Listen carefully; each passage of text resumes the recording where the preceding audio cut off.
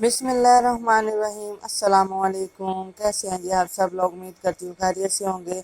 आज मैं हाजिर हूँ जी न्यू वीडियो में इंडियन रेसिपी के साथ। और आज की रेसिपी बहुत ही मज़े की है, वो है जी ढाबा स्टाइल दाल चना, जो बहुत ही मज़े की बनती है। और इसको आप लोगों ने मेरे कहने पे एक बार ज़रूर ट्राई करना है और इसको अपने घर वालों को बना के बिल्कुल ऐसे ही खिलाना है। फिर देखिए आप लोगों की कैसे घर वाले तारीफ़ करते हैं। चलिए जी स्टार्ट करते हैं, शुरू करते हैं अल्लाह ताला के बाबरकत नाम से, जो बड़ा मेहरबान नहायत रहम करने वाला है। जो मेरे पास 400 ग्राम दाल चना थी, जिसको मैंने 1 घंटा पहले धो के भिगो लिया था। इसको जी भिगोने से पहले हम लोगों ने अच्छी तरह मसल मसल के इसको धो के 2 से 3 पानी, फिर हमने इसमें साफ पानी डाल के इसको भिगो के रख देना है। और जब हमने इसको बॉयल होने के लिए रखना है, मैं देगची में इसको पानी इसका ड्रेन करके देगची में शामिल कर लूँगी। वही वाला पानी हम लोगों ने शामिल नहीं करना। साथ में जी मैंने इसमें 1 लीटर पानी शामिल कर दिया और इसको बॉयल होने के लिए रख दिया है।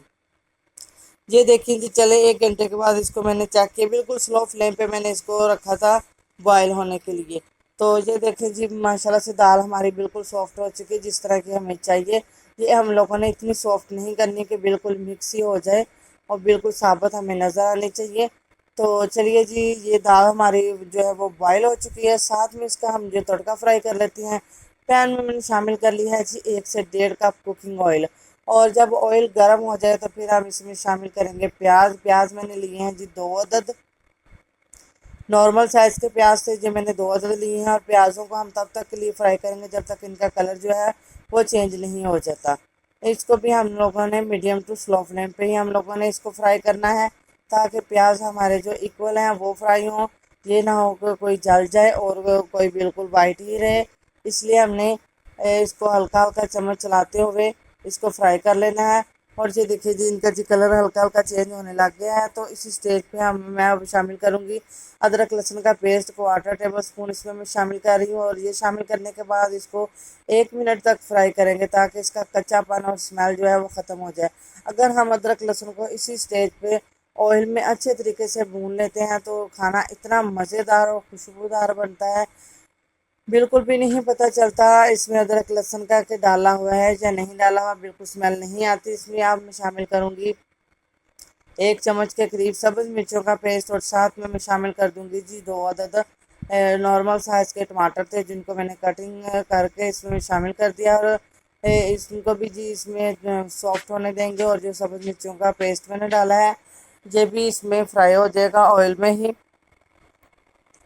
ये इतनी मज़े की बनती है, आप लोगों ने स्टेप बाय स्टेप ऐसे ही फॉलो करना है और वीडियो को फुल वॉच करना है। अगर आप लोगों को मेरी ये वीडियो अच्छी लग रही हो तो इसको लाइक कीजिएगा, चैनल को सब्सक्राइब कीजिएगा और बेल आइकन को प्रेस कीजिएगा, ताकि मेरी हर आने वाली न्यू वीडियो आप लोगों तक बआसानी पहुंच सके। ये देखिए जी, टमाटर इसी में ऑयल में हमने सॉफ्ट कर लेना है। और अब मैं इसमें शामिल करूँगी जी बाकी के स्पाइसेस इसमें जो जाएंगे। इसमें मैं शामिल करूँगी जी रेड मिर्चों का पाउडर, 1 टीस्पून इसमें मैंने भर के शामिल कर दिया है। और साथ ही मैंने ½ टीस्पून इसमें मैं शामिल कर दिया है जी हल्दी पाउडर। और 1 टीस्पून के करीब ही मैंने शामिल किया है जी इसमें नमक। नमक आप लोग अपने टेस्ट के अकॉर्डिंग भी शामिल कर सकते हैं। तो ये मसाले शामिल करने के बाद ये देखिए जी, इनको अच्छे तरीके से भून लिया है।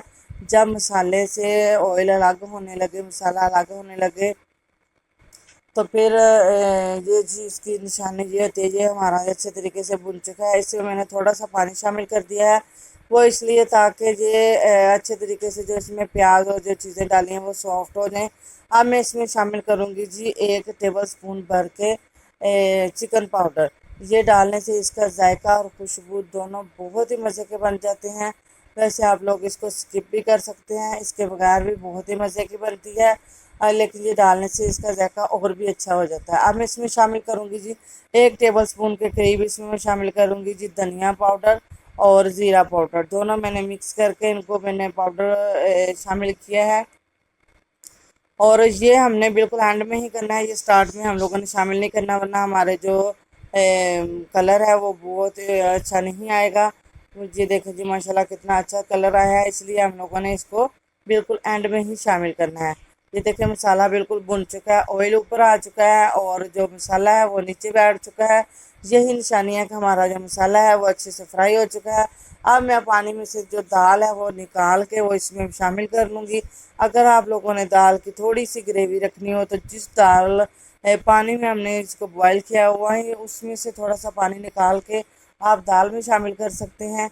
दूसरा पानी डालने की ज़रूरत नहीं, मैंने पानी इसमें शामिल नहीं किया, बस जस्ट थोड़ा सा पानी मैंने शामिल किया है ताकि जो मसाले के साथ दाल है वो अच्छे तरीके से जो है ना वो दम आ जाए। उसको इसमें मैं शामिल करूँगी 2 से 3 अदद सब्ज़ मिर्चें साबुत, और ये शामिल करने के बाद इसको मैं बिल्कुल लो फ्लेम पे दम लगा दूँगी ताकि जो मसाले के साथ दाल अच्छे से जो है मिक्स हो जाए